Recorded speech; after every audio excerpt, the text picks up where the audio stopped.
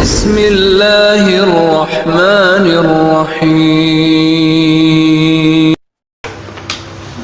إن الحمد لله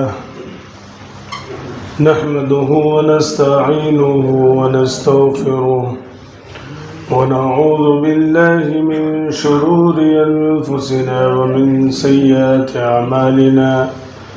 من يهده الله فلا مضل له ومن يضلل فلا هادي له، وأشهد أن لا إله إلا الله وحده لا شريك له، وأشهد أن محمدا عبده ورسوله. يا أيها الذين آمنوا اتقوا الله حق تقاته ولا تموتن إلا وأنتم مسلمون.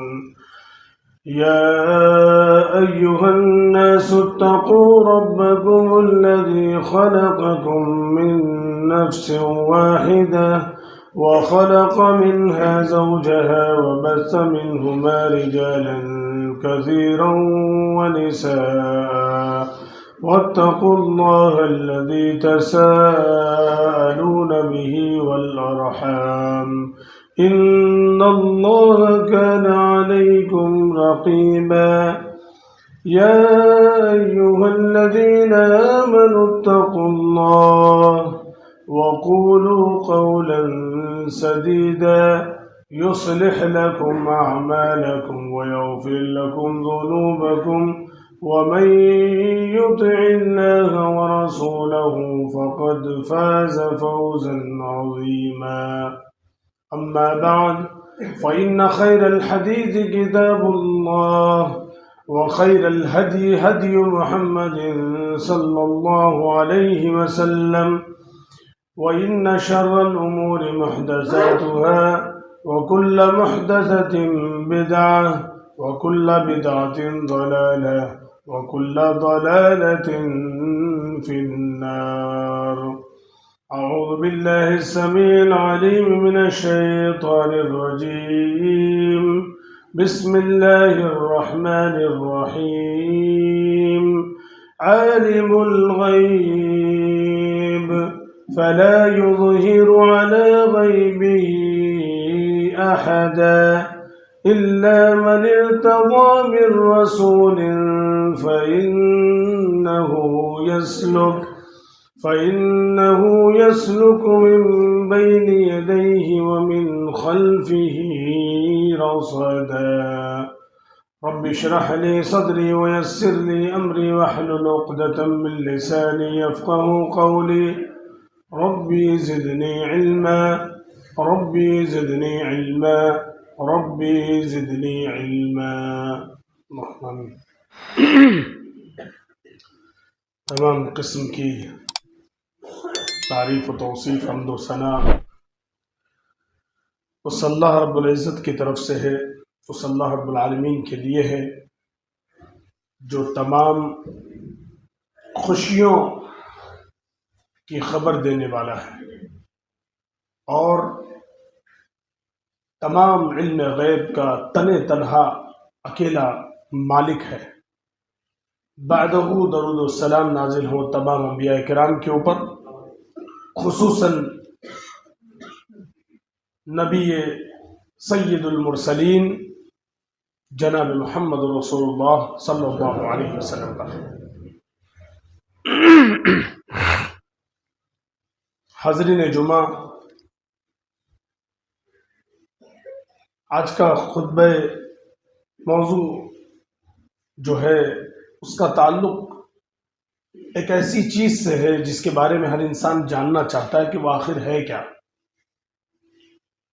लेकिन बहुत सारे लोग बल्कि अक्सरियत मुसलमानों की उसके ताल्लुक से नाआशना है, और वो है ख्वाब की दुनिया।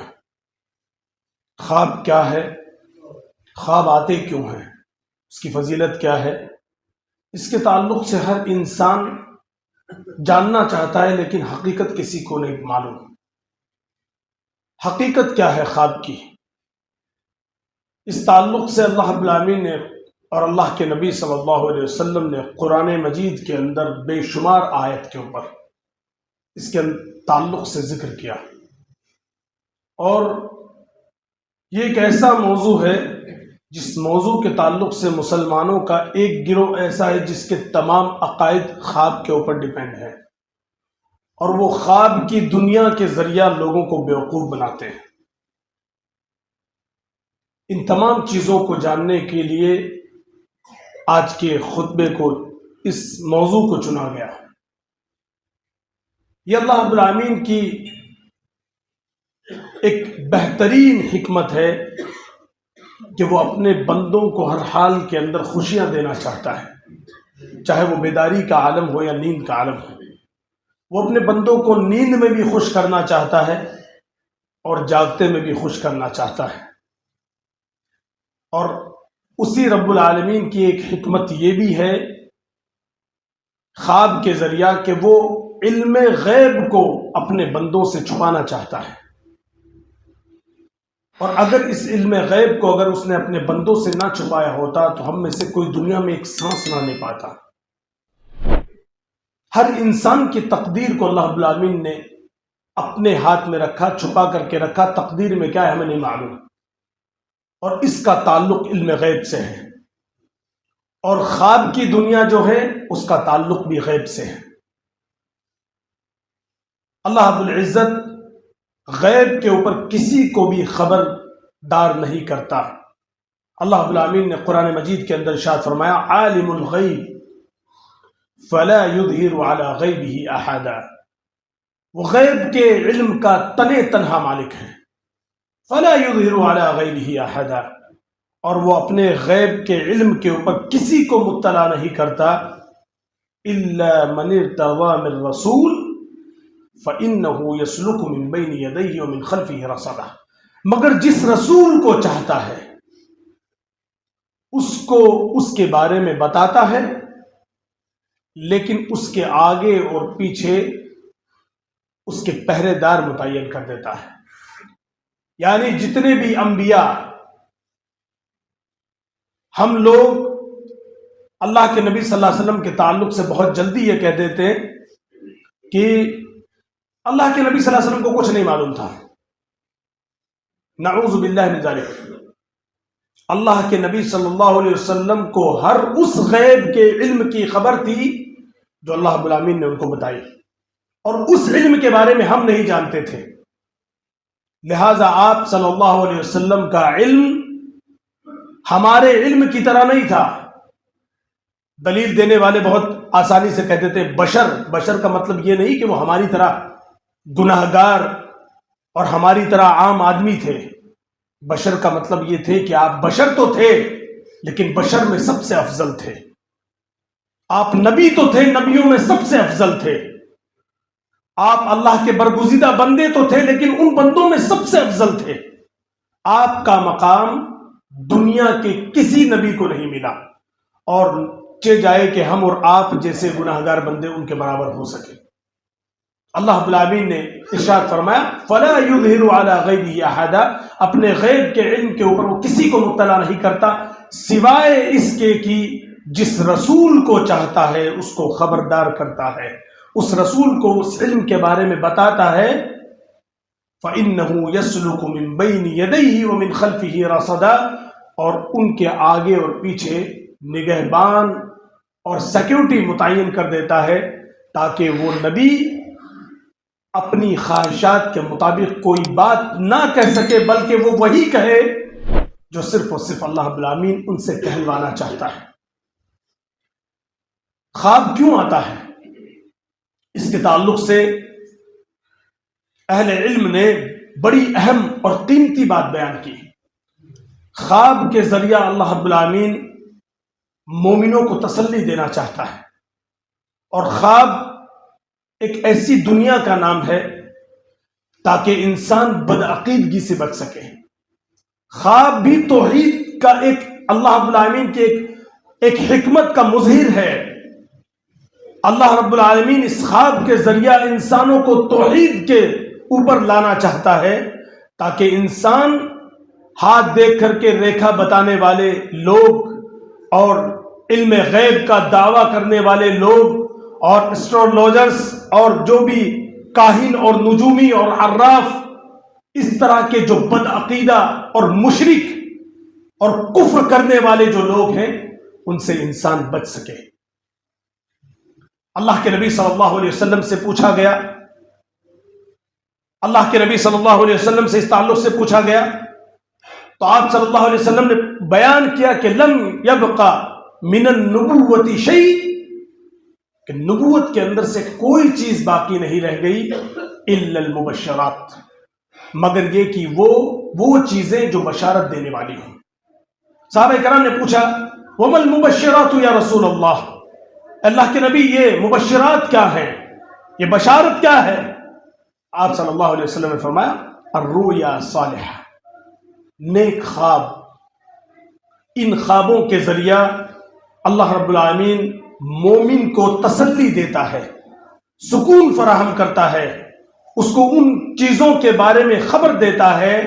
لہذا خواب کی ایک عجیب حکمت یہ بھی ہے، اور اللہ رب العالمین نے خواب کے ذریعہ مومنوں کی زندگی کے اندر ایک ایسی خوشی داخل کی ہے کہ اس خواب کے ذریعہ اللہ رب العالمین اپنے بندوں کو خوشیاں فراہم کرتا ہے۔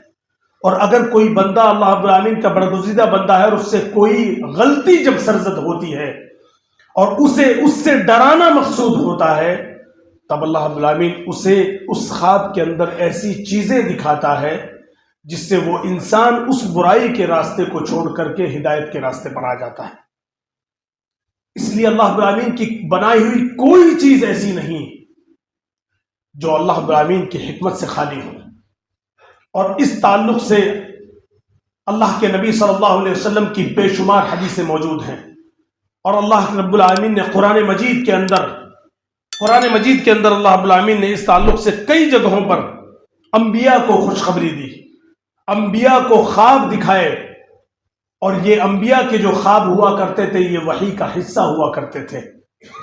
اور ایک یہاں پر اہم نقطہ خواب کا یہ بھی ہے کہ وہ علم جو نبوت کا ایک حصہ اللہ رب العالمین نے خواب کے اندر پوشیدہ رکھا، تاکہ اپنے بندوں کو خواب کے ذریعہ ان چیزوں کے اوپر مطلع کر سکے، ان چیزوں کے اوپر خبردار کر سکے جس کے اوپر عام آدمی خبر نہیں رکھتا۔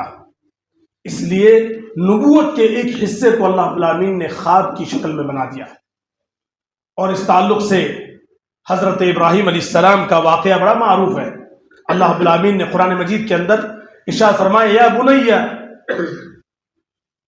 اللہ رب العالمین نے قرآن مجید کے اندر ارشاد فرمایا یا بنی انی اری فی المنام انی اذبحک۔ حضرت ابراہیم علیہ السلام کو اللہ رب العالمین نے خواب کے اندر دکھایا کہ وہ اپنے بیٹے کو ذبح کر رہے ہیں۔ قربانی کا قصہ بڑا معروف اور مشہور ہے، آپ سب جانتے ہیں۔ یہ کیا تھا؟ خواب تھا، اور حضرت ابراہیم علیہ السلام نے اپنے بیٹے سے کہا کہ اے میرے بیٹے، میں دیکھ رہا ہوں کہ میں تمہیں خواب میں ذبح کر رہا ہوں۔ اور مقصود یہ تھا کہ حضرت ابراہیم علیہ السلام اس خواب کی تکمیل کے لیے جائیں اور اپنے بیٹے کو ذبح کریں۔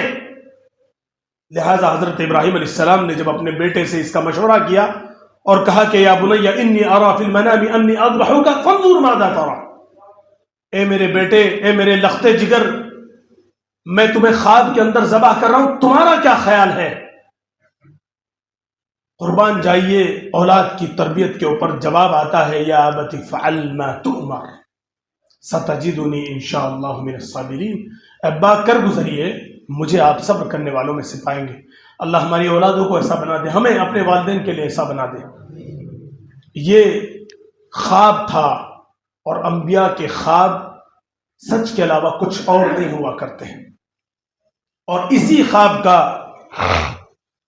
جب حضرت ابراہیم علیہ السلام نے اپنے اس خواب کو مکمل کیا تو اللہ رب العالمین نے اس خواب کی تکمیل کرنے کی وجہ سے ان کو جو انعام دیا، قیامت تک آنے والے، قیامت کی صبح تک ان کا ذکر اللہ رب العالمین نے قرآن مجید کے اندر خیر کے ساتھ محفوظ کر دیا۔ اللہ رب العالمین نے قرآن مجید کے اندر ارشاد فرمایا وَتَرَكْنَا عَلَيْهِ فِي الْآخِرِينَ سَلَامٌ عَلَى إِبْرَاهِيمَ كَذَلِكَ نَجْزِي الْمُحْسِنِينَ۔ اور ہم نے آپ کا ذکر بعد میں آنے والے لوگوں کے اندر بھی چھوڑا. آپ کے بعد جو آ رہے تھے لوگ، جتنے لوگ آئیں گے، حضرت ابراہیم علیہ السلام کا ذکر جب بھی بقرعید آتی ہے، جب بھی اخلاص کا ذکر آتا ہے، جب بھی توحید کا ذکر آتا ہے، سب سے پہلے حضرت ابراہیم علیہ السلام کا ذکر کیا جاتا ہے. یہ اس خواب کا نتیجہ تھا. سلام علی ابراہیم، رب العالمین فرما رہا ابراہیم کے اوپر بے شمار سلامتی. کذالک نجزی المحسنین، ہم محسن بندوں کو ایسے ہی اجر دیا کرتے ہیں. یہ وہ چیز تھی جو خواب سے شروع ہوئی تھی. اسی طرح سے حضرت یوسف علیہ السلام کا قصہ لے لیجیے آپ. حضرت یوسف علیہ السلام کی زندگی کا جو معاملہ شروع ہوا، خواب سے شروع ہوا. حضرت یوسف علیہ السلام ابھی بچے ہیں، چھوٹے ہیں، اور آپ خواب کے اندر دیکھتے ہیں حضرت یوسف علیہ السلام نے اس کے تعلق سے اللہ رب العالمین نے قرآن مجید کے اندر جو ذکر کیا، فرمایا یا ابتی انی رأیت احد عشر کوکبا والشمس والقمر رأیتهم لی ساجدین. سورہ یوسف تفسیر اٹھا کر دیکھ سکتے ہیں آپ.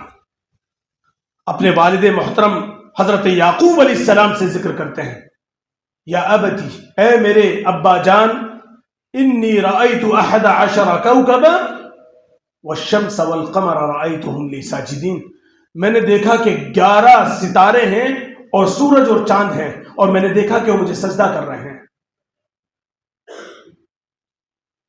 یہ کب کی بات ہے؟ بچپن کی. اور اس کے بعد ایک زندگی کا طویل عرصہ گزرتا ہے. حضرت یوسف علیہ السلام کی زندگی میں قسم قسم کے بھونچال آتے ہیں، قسم قسم کی آزمائشیں آتی ہیں، اور یہ آزمائشیں بے انتہا آتی ہیں. کبھی بھائیوں کے ذریعہ آپ کو بھیڑیوں کو کھلا دیا جاتا ہے، جھوٹ بول دیا جاتا ہے، آپ کو کنویں کے اندر ڈال دیا جاتا ہے. آپ جب وہاں پر بادشاہ مصر کے محل میں پہنچتے ہیں، وہاں پر اس کی بیوی کے ذریعہ جو آزمائش شروع ہوئی، پورا قصہ تفصیل کے ساتھ سورہ یوسف میں اللہ رب العالمین نے ذکر کیا. مزید تفصیل کے لیے آپ قرآن مجید کی سورہ یوسف کی تفسیر پڑھ سکتے ہیں. اس کے بعد جب اور بادشاہ مصر کے محل کے اندر بھی آپ کے بھائیوں کے ذریعہ آپ کے بھائی حضرت بنیامین اور آپ کے اوپر الزام لگایا جاتا ہے کہ یہ چور تھا بچپن میں. اس کے بعد وقت آتا ہے، اللہ رب العالمین نے قرآن مجید کے اندر ذکر کیا وَرَفَعَ أَبْوَيْهِ عَلَى الْعَرْشِ وَخَرُّوا لَهُ سُجَّدًا. جب وقت آیا اور حضرت یوسف علیہ السلام کو اللہ رب العالمین نے عزت دی، یوسف علیہ السلام کے بھائی اور آپ کے والدین کو جب آپ نے مصر بلایا، تب وہاں پر حضرت یوسف علیہ السلام کے والدین کو آپ نے، حضرت یوسف علیہ السلام نے دونوں کو اپنے تخت پر بٹھایا، اور ان کے بھائی سجدے کے اندر گرے پڑے تھے شرمندگی کے باعث. حضرت یوسف علیہ السلام کہتے ہیں ھذا تأویل رؤیاہ، یہ میرے خواب کی، ابا یہ میرے خواب کی وہ تعبیر ہے جو میں نے بچپن میں آپ کے سامنے ذکر کی تھی. میں نے کہا تھا آپ سے یا ابتی انی رأیت احد عشر کوکبا والشمس والقمر رأیتهم لی ساجدین. میں نے خواب میں دیکھا کہ 11 ستارے مجھے سجدہ کر رہے ہیں. 11 ستارے آج سجدے میں پڑے ہوئے ہیں. والشمس والقمر رأیتهم لی ساجدین، سورج اور چاند موجود ہیں اور آپ میرے لیے، میرے والدین سورج اور چاند ہیں.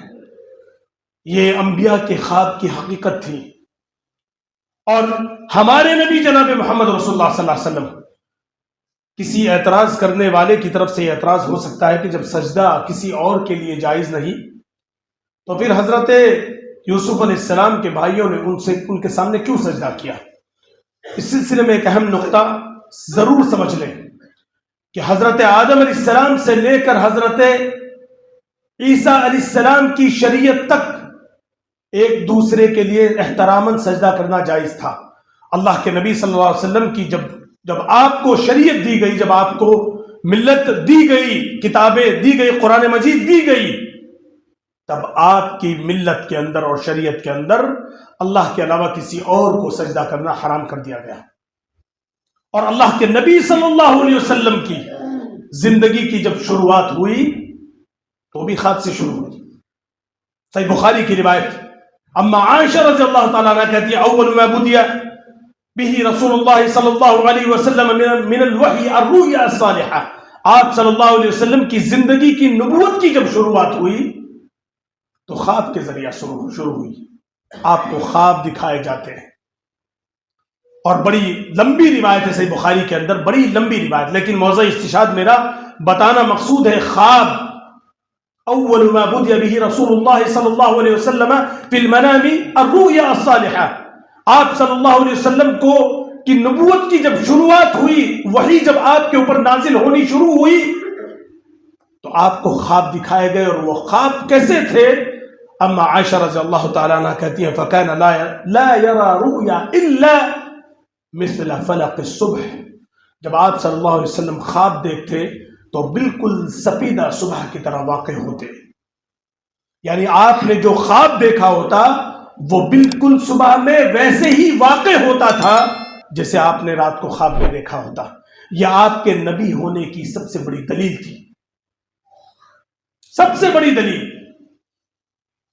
اور اللہ کے نبی صلی اللہ علیہ وسلم کے تعلق سے فرماتی ہے ثم حبب الیہ الخلاء، اور آپ صلی اللہ علیہ وسلم تنہائی کو پسند کرنے لگ گئے تھے، حال یہ تھا فرماتی ہے وَكَانَ يَخْلُوهَا بِغَارِ حِرَا، آپ غار حرا کے اندر جاتے فَيَتَحَنَّثُ فِيهِ، اور آپ اس کے اندر حنفیت یعنی دین حنیف جو حضرت ابراہیم علیہ السلام کی جو شریعت تھی اس شریعت کے مطابق اللہ رب العالمین کی عبادت کیا کرتے تھے۔ اللہ کے نبی صلی اللہ علیہ وسلم کی زندگی خواب سے شروع ہو رہی ہے، اتنا ہی نہیں آپ کو کئی بشارتیں خواب کے ذریعہ دی گئی، کئی بشارتیں۔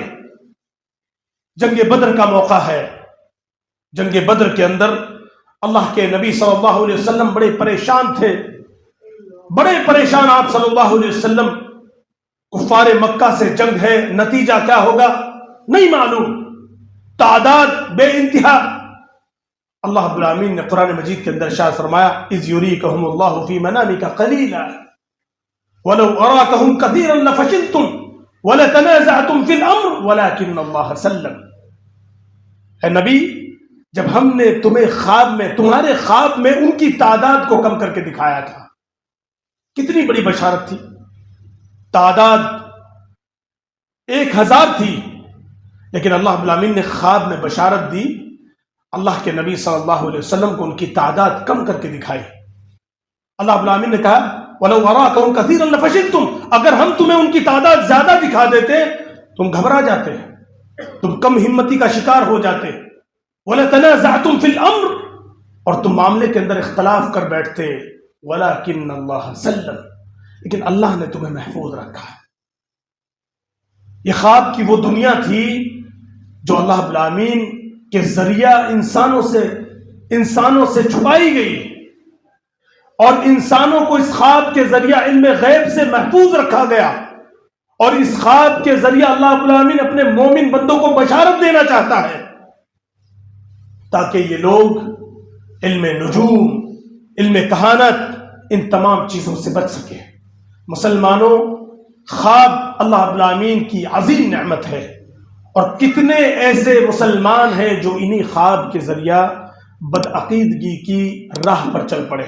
خواب کی کتنے اقسام ہیں، انشاءاللہ تعالی اس کے تعلق سے میں اگلے خطبے میں آپ کے سامنے ذکر کروں گا۔